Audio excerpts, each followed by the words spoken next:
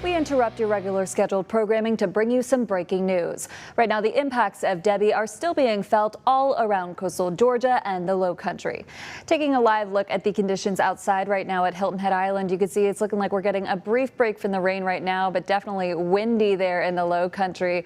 Our meteorologist Jonathan Myers is here now for a check of your forecast. And Jonathan, showers will continue for many throughout the day today. Yeah, especially along the coast, Brooke, we see that best chance for some showers. Still seeing that wraparound moisture is coming in off the Atlantic that is associated with Debbie. Now, Debbie will continue to pull away, so we'll still see those impacts, especially for the Low Country and along into Chatham County. Here's a live look from Tybee right now. Here's what we're seeing. Look how breezy it is. Northwest wind at 27 miles per hour, and Debbie has actually strengthened a little bit in the last 12 hours since it's got back out over the warmer waters of the Atlantic.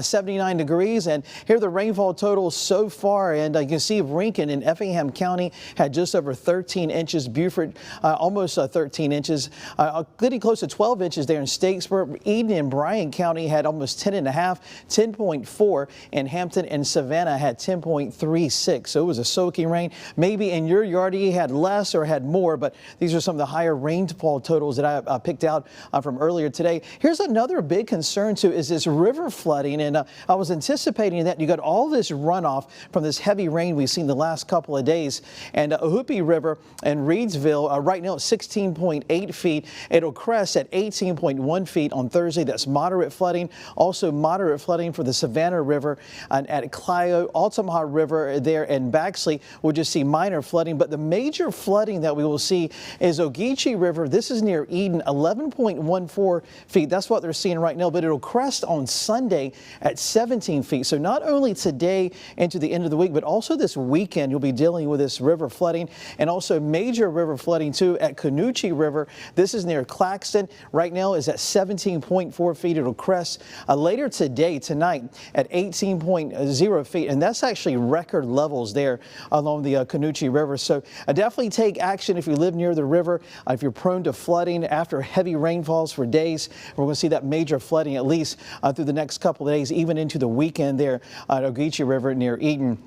And look at the rainfall totals. This is Doppler radar estimates, and it's about right what we're seeing there around Effingham County. The Screven County line had about 13 inches, close to 12 inches, just northern parts of Bullitt County. Claxton over 11 inches, and you can see between Savannah up to Beaufort and northern parts of a county there in Beaufort had close to 13 inches. So this was a big rain across coastal Georgia and the Low Country. Now here's the latest from Debbie, and 60-mile-per-hour winds. It was 45 earlier this morning, and it's now beginning to slowly move a little quicker to the northeast, but it'll continue to make more of a turn toward the north and eventually northwest as we go into tonight, making a second landfall just north of Charleston over the next 12 hours. And after that, it'll race very quickly Thursday and into Friday up across the northeast. Wind gusts right now across the area. Wind gusting in Savannah at 30, seeing winds gusting between 25 and close to 30 there at Tybee, and seeing those winds even inland is quite breezy as well for Statesboro back toward Vidalia. Now, the impacts we're going to see throughout the daytime today, and maybe about an inch there in the Low Country around Chatham County, about a quarter of an inch. Rainfall totals are definitely going to be less a concern. The concern will be this river flooding as we go through the next several days. Of course, we'll continue seeing these breezy conditions, and there is a flood watch until Friday morning. This is including Liberty County, Claxton, and points northward, north of I-16. All the counties in the Low Country, this flood watch is in effect, and that is due to mainly, especially that river flooding.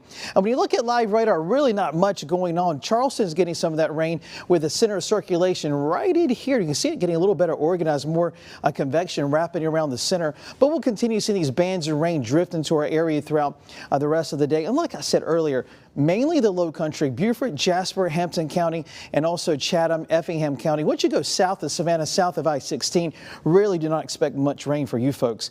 And there's the center of circulation, a lot of water wrapping around this, and is trying to get a little better organized, but it's going to run out of time before it makes landfall by tomorrow. Now here's Futurecast showing you how much rain we'll receive through the rest of the day. Like I said, mainly north of I-16 and along the coast, we'll see that best chance of rain 1 o'clock this afternoon through 3. This is mainly light rain, maybe a few tropical downpours, and then once we go into the evening, most of this rain begins to lift to the north, and I do really expect the rain to shut off. And tomorrow, though, good news, will finally start to dry out. We definitely want to see a little sunshine, and I do expect to see a little sun for tomorrow. So here's what I'm expecting: the additional rainfall totals. This is all the way into this evening there at 11 o'clock. And you can see from Savannah southward right along the coast, maybe about a quarter to a half of an inch, but you go up into the low country, a little higher amounts maybe could get up to an inch with some of those downpours that we'll see later today. And as we go into the afternoon hours, we'll see some gusty winds. And here's the exact totals that we're expecting. Like I said, maybe close to an inch for Hilton Head, Beaufort, also Ridgeland, but from Savannah southward, not much rain is anticipated. So this impact day continues once again for today. We'll see nicer weather for tomorrow. Look at that. Isn't that nice to see a little sunshine for tomorrow? So showers will be possible, 80s to high, 76 for tonight, and then into Thursday, upper 80s. And you wanted to change, you want some hot weather? Here it comes. Can you imagine how muggy it's going to be Friday, Saturday, and Sunday with all the moisture we've seen? How about mid 80s for highs? It's going to be close to 100 with that real feel Friday, Saturday, and Sunday. And the good news is for the upcoming weekend, just a chance for a few showers or thunderstorms. To keep up with Debbie throughout the daytime, that possibility of some river flooding, all you need to do, just download our WJCL 22 News app. Jonathan, thank you. Check out this video. A pond dam broke in Bullock County last night. You can see that's resulted in some serious damage. This road completely washed out. Broken dams throughout Bullock County causing major flooding in certain neighborhoods. WJCL 22 News' Lydia Blackstone joins us live from Allen Circle on the edge of Statesboro. And Lydia, everyone in that neighborhood has been evacuated. Yeah, it's a ghost town here now, Brooke, and you can see these homes are just completely underwater. Cars all the way up to the roof underwater. They were evacuated earlier this morning by the fire department and the National Guard. People in these homes tell me that it started filling up inside their houses around 3 a.m. A lot of them not having flood insurance because this area hasn't done something like this before. This is crazy. It look like something in Florida. Water everywhere. My PlayStation 5 on the water. That hurt me right there. This is a crisis out here. Real crisis. Now, right now, we're hearing that they're still evacuating other neighborhoods around dirt roads that have flooded as well in this area. We don't know how long it's going to take for this water to get out of here, but I just spoke to them and they're not sure of that. But people are out of their houses now, so they're safe. But a lot of them are really worried that this water could continue on and take more houses up the road. Brooke? A mess there in Bullock County. Lydia, thank you so much for that report. We continue our coverage now with meteorologist Catherine Laberta. She reports on the damage the Oglesby Pond Dam breach caused to a historic structure.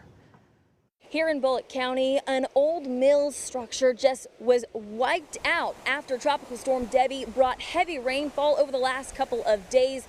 Now, the owners and neighbors tell me that this was not technically registered as a historic site, but it had a lot of history to this area, and they just refurbished it last year to try to preserve that mill pond and also continue to keep it working here.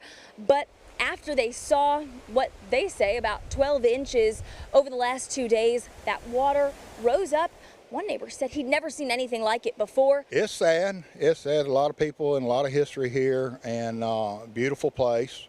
It's quiet, and it's kind of sad. Now we have water gushing down towards Highway 80, and that's going to continue to move down into further lakes south of this area. So they do say they want to rebuild. They just don't know when. Like we always do, everybody pulls together and makes it happen, and we'll do what we can to put this thing back together. But again, this was a historic mill pond that broke here in Bullock County, and this is just one of the many, many impacts that Tropical Storm Debbie has had on this area. Reporting in Bullock County, I'm Catherine Laberta. All right, Catherine, thank you. And due to the unprecedented damage happening on Bullock County roadways, Bullock County schools have decided to remain closed through Thursday and Friday. All right, we want to turn now to WJCL 22 News' Jada Russell. She is live in Effingham County, where another neighborhood is underwater. Jada.